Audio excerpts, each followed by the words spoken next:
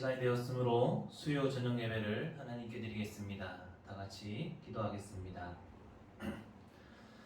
하나님 감사합니다. 오늘도 이 수요일 저녁 우리가 영상으로 이렇게 함께 만나게 하시고 주님을 찬양하며 말씀을 듣게 하신 은혜에 감사드립니다.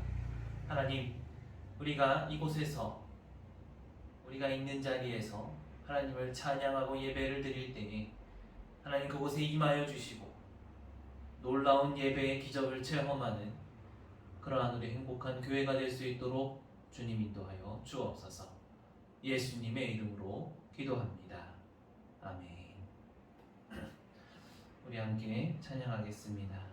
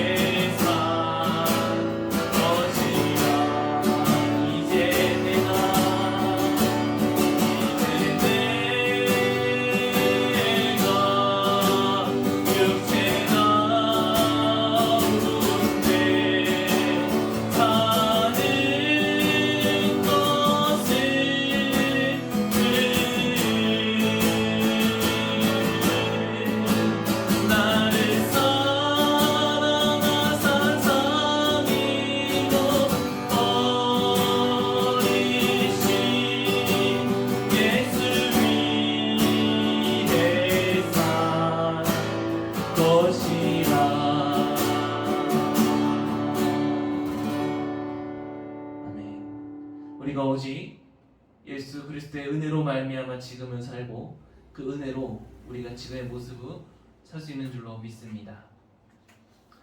우리 시간 함께 찬양하시겠습니다.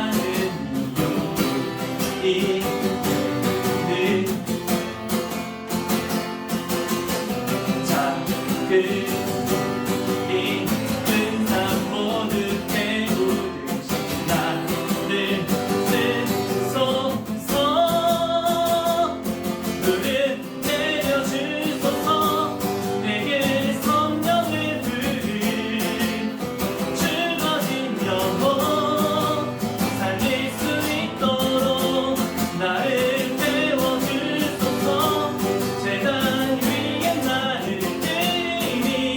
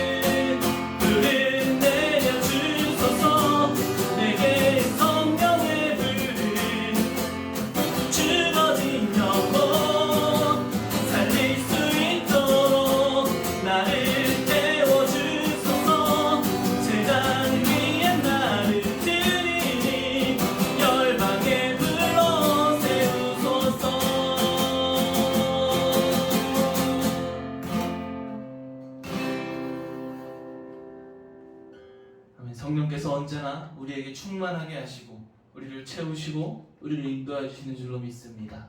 우리는 그 성령에 우리의 모든 것을 맡기고 모든 것을 믿고 의지하면 되는 줄로 압니다.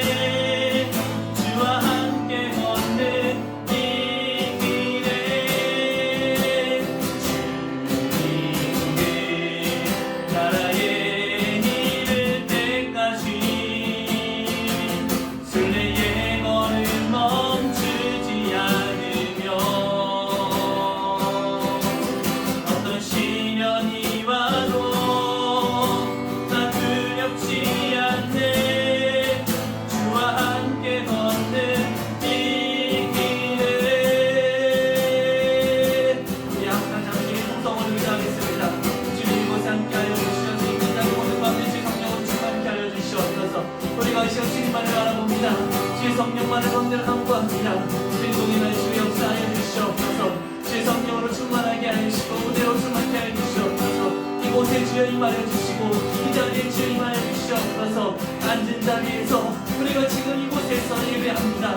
하나님, 우리가 신령과 영을 다하여 주 자리에 예배드리오니 전심으로 예배하오니 하나님께서 우리 예배 가운데 역사하시고 우리 예배를 주입하다 주옵소서. 아버지 하나님, 주님께서 받으시는 예배가 더 못할 수 있도록 주님 역사하여 주시고 이 시간 예배의 참여로 동산의 가운데 주의 능력으로 충만케 하여 주시옵소서. 주의 성령으로 우리 충만케 하여 주시옵소서. 주여 친히 인도하여 주옵소서. 주여 친히 역사하여 주옵소서. 주님만이 함께하여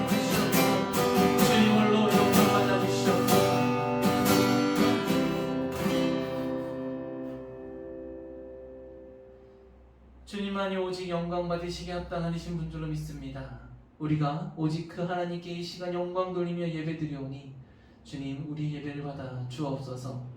성경의 여러 가지 사건들을 통하여서 주님 하나님께서 어떻게 역사하셨는지인가를 우리가 배우게 됩니다.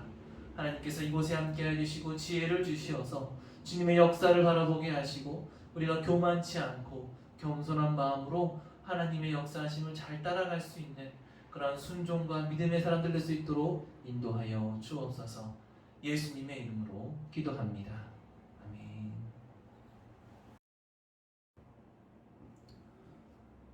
말씀은 출애굽기 20장 1절에서 17절까지 말씀입니다. 출애굽기 20장 1절에서 17절까지 말씀 제가 봉독합니다. 하나님이 이 모든 말씀으로 말씀하여 이르시되 나는 너를 애굽 땅 종되었던 집에서 인도하여 낸 네 하나님 여호와니라. 너는 나 외에는 다른 신들을 내게 두지 말라. 너를 위하여 세계 우상을 만들지 말고 또 위로 하늘에 있는 것이나 아래로 땅에 있는 것이나 땅 아래 물 속에 있는 것에 어떤 형상도 만들지 말며 그것들에게 절하지 말며 그것들을 섬기지 말라.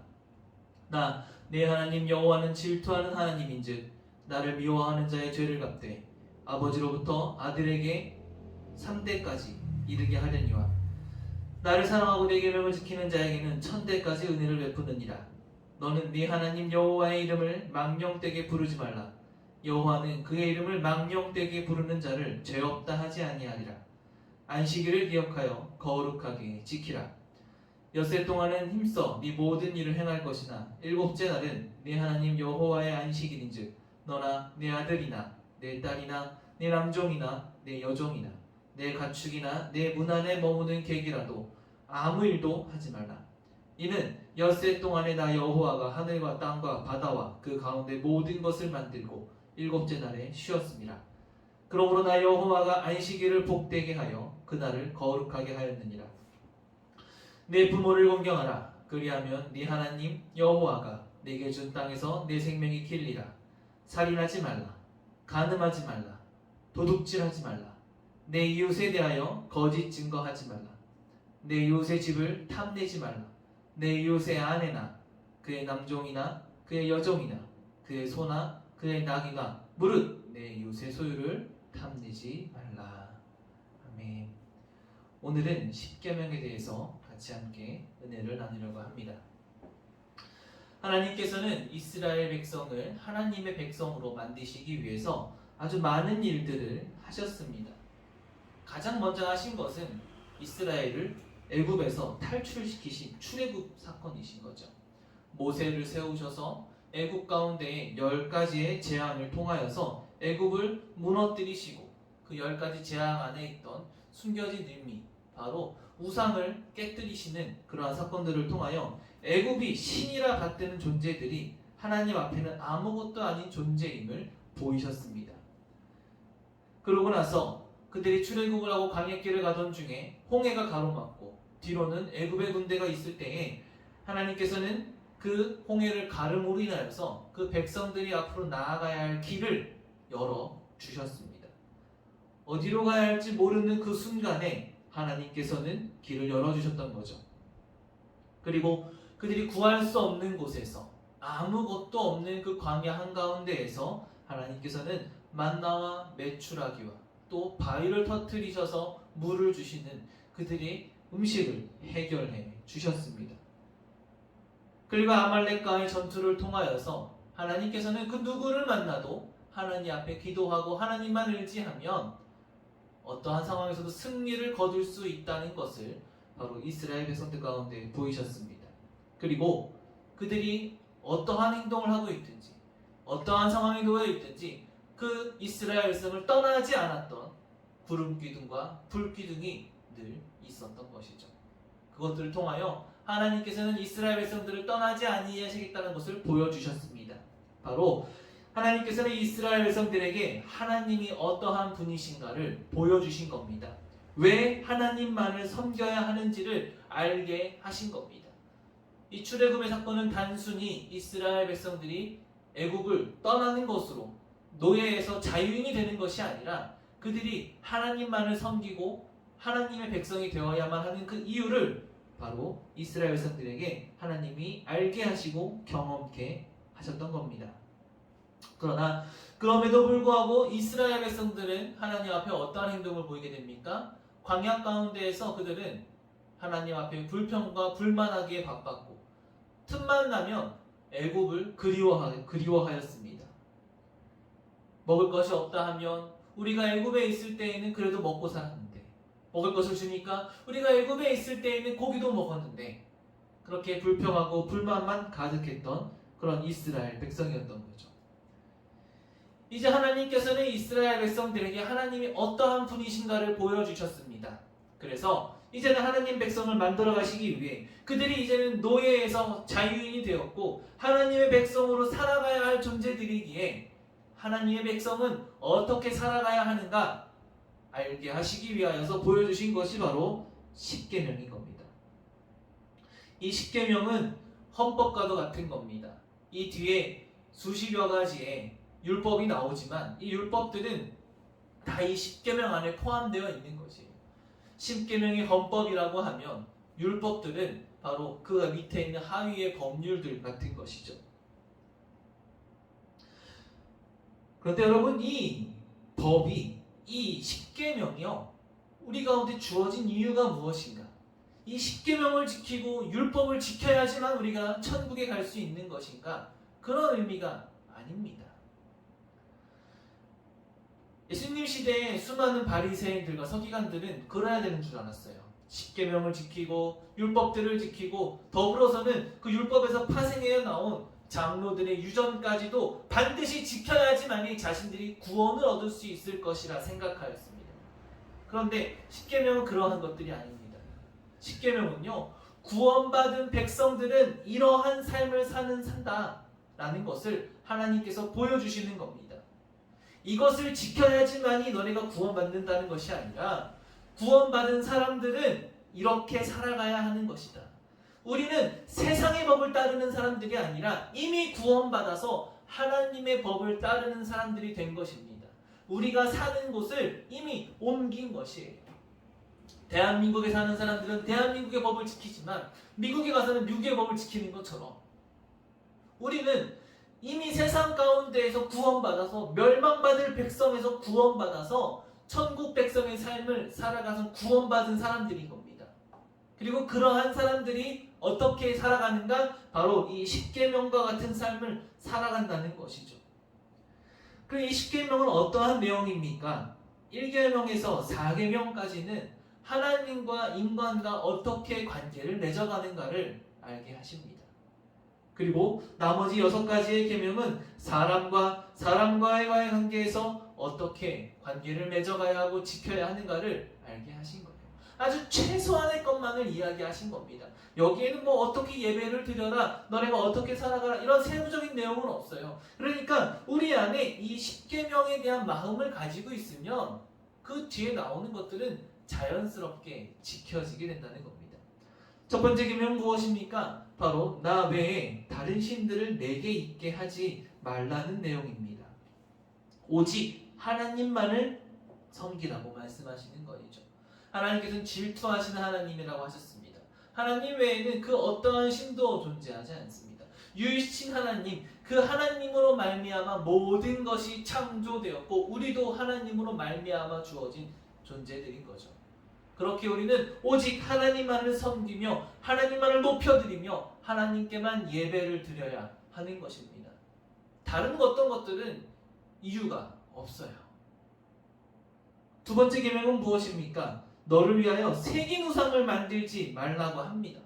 앞에 분명히 하나님만을 섬기라고 하였는데 왜 뒤에는 또 새긴 우상을 만들지 말라고 하는가? 여기에 한 가지가 더 포함되는 것이 무엇이냐면 바로 하나님을 상상하면서 무언가를 만들어내지 말라는 의미가 들어가 있습니다. 실제로 이스라엘 백성들이 출애굽을 하는 과정 가운데 어떠한 일을 벌입니까? 하나님을 상상해요. 눈에 보이지 않는 하나님이 있었기에 눈에 보이는 하나님을 만들기 위하여서 금송아지를 만듭니다. 그래서 이 금송아지가 바로 너희를 구원하는 하나님이다 라고 이야기를 해요. 그들은 여전히 하나님을 섬기고 있지만 눈에 보이는 신상을 만들어낸 것이죠. 세상에 그 어떤 것도 하나님을 표현할 수 없습니다. 그렇기에 하나님을 대신할 만한 무언가를 만들지 말라는 거예요. 우리는 그 눈에 보이지 않는 하나님을 어떻게 따릅니까? 그것이 바로 믿음이 되는 것입니다. 세 번째는 무엇입니까? 하나님의 이름을 망령되이 일컫지 말라라고 하였습니다. 이것은 하나님과 우리와의 관계를 분명히 이야기하는 거예요. 아무리 친밀해진다 할지라도, 아무리 가까워진다 할지라도 우리는 그 이름을 막 부를 수 있을 만한 존재가 되지 않아요. 여전히 하나님은 창조주 하나님이시고 우리는 피조물에 불과한 겁니다. 하나님은 그 거리와 그 존재, 그것을 분명히 이스라엘 백성들이 인지하기를 바랬어요. 가까워질 수 있습니다. 친밀해질 수 있습니다. 하지만 선을 넘어서는 안 되는 거죠. 네 번째가 무엇입니까? 안식일을 기억하여 거룩히 지키라. 제가 일전에 이 안식일에 대한 말씀을 드렸습니다. 바로 이 안식일에 대한 내용은 무엇입니까? 하나님이 이 땅의 모든 것을 창조하셨다라는 것을 안식하면서 기억하는 것, 하나님을 기념하고 하나님을 기억하는 날이 되어야 하는 것입니다. 그것을 하나님은 7일에 한 번, 6일은 너네가 너네 일을 하지만 7일에 한 번 정도는 7번째 되는 날에는 아무것도 하지 말고 오직 하나님만을 생각하고 기억하라고 말씀하시는 겁니다. 5번째부터 10번째까지의 계명은 모두가 다 이웃과의 관계된 일입니다. 그런데요, 이건 가만히 보게 되면 이웃에게 해를 끼치지 말라는 내용이 주를 이루고 있어요. 5번째만 빼고는요. 5번째는 어떠한 내용입니까? 바로 내 부모를 공경하라 라고 되어 있습니다. 무슨 의미입니까? 하나님께서 이 땅에 사람들을 창조하셨고 사람들의 생명을 이어나갈 수 있게 한 것이 바로 부모로부터 이어지는 관계를 유지해 나가는 것입니다. 사람이 태어나서 가장 먼저 맞이하는 관계가 바로 부모와 자녀와의 관계인 것이에요. 그래서 자녀는 나를 이 땅에 있게 한 부모에게 공경하는 것입니다. 나를 창조하신 하나님 앞에 예배를 드리고 높여드리지만 이 땅 가운데 육신으로서 그래도 나를 있게 한 부모에게 공경하는 것이 마땅하다라고 말씀하시면서 더불어서 그렇게 부모를 공경하면 이 땅에서의 생명이 길 것이다라고 하나님께서 축복하십니다. 6번째는 살인하지 말라, 7번째는 간음하지 말라, 8번째는 도둑질하지 말라, 9번째는 이웃에 대하여 거짓 증거하지 말라, 그리고 10번째는 내 이웃의 집을 탐내지 말라. 이웃에게 해를 끼치지 말고 이웃의 것을 함부로 빼앗지 말라는 것이에요. 그리고 10번째와 도둑질하지 말라가 같은 내용이 아닙니까? 라고 생각할 수 있는데 10번째에 들어가 있는 것은 무엇이냐면 욕심을 내지 말라는 겁니다. 여러분, 우리 가운데 있는 죄된 모든 것들의 근원되는 마음이 무엇입니까? 욕심인 거예요. 내가 가지고 있는 것에 만족하지 못하고 내 상황에 감사하지 못하고 더 많은 것을 얻기 위해서 욕심을 부리다 보면 사람은 다른 사람을 해하게 되고 피해를 끼치게 된다는 것이죠. 그래서 하나님께서는 내 이웃의 집을 탐내지 말라라고 다시 한번 말씀하시는 겁니다.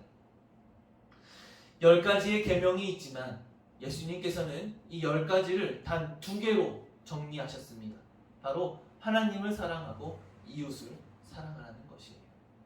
하나님을 사랑한다면 당연히 하나님을 존경하고 하나님만 너나 사랑하게 되는 것이고 당연히 하나님께서 이 땅을 창조하신 것을 믿고 안식일을 지키게 되겠죠. 안식일만을 기다리는 사람이 되겠죠. 이웃을 사랑한다면 이웃의 것을 빼앗겠습니까? 내가 가진 것조차도 이웃에게 주는 사람이 될 수 있겠죠. 여러분, 바로 이러한 삶이 구원받은 사람들의 삶이라는 것을 기억하게 되시기를 바랍니다. 노예로서 사는 삶은 이집트의 법을 따랐어요. 하지만 이제 우리는 더 이상 세상에 노예된 존재들이 아닙니다. 우리는 구원받은 천국 백성임을 기억하시고 언제나 하나님을 사랑하며 또한 이웃을 사랑하며 살아가시는 우리 행복한 교회 모든 교우 여러분 되시기를 간절히 축원합니다. 기도하겠습니다. 하나님, 십계명을 통하여서 구원받은 백성들의 삶을 깨닫게 하셨습니다. 하나님께서 이곳에 함께하여 주시어서 우리가 늘 천국 백성의 삶을 살아갈 수 있게 허락하여 주시고 하나님을 사랑하고 이웃을 사랑하여서 그 가운데 예수님만, 하나님만 드러내는 삶을 살아갈 수 있도록 주님 축복하여 주옵소서. 이 십계명이 우리들의 삶을 올가매는 올무와 같은 존재가 되는 것이 아니라 이 십계명을 통하여 우리와 늘 함께 하신 하나님을 기억하는 우리 행복한 교회가 되도록 주님 축복하여 주옵소서. 예수 그리스도의 이름으로 기도합니다. 아멘. 하늘에 계신 우리 아버지여, 이름이 거룩히 여김을 받으시오며 나라의 임하옵시며 뜻이 하늘에서 이룬 것 같이 땅에서도 이루어지이다. 오늘날 우리에게 일용할 양식을 주옵시고 우리가 우리에게 죄 지은 자를 사하여 준 것 같이 우리 죄를 사하여 주옵시고 우리를 시험에 들게 하지 마옵시고 다만 악에서 구하옵소서. 대개 나라와 권세와 영광이 아버지께 영원히 있사옵나이다. 아멘.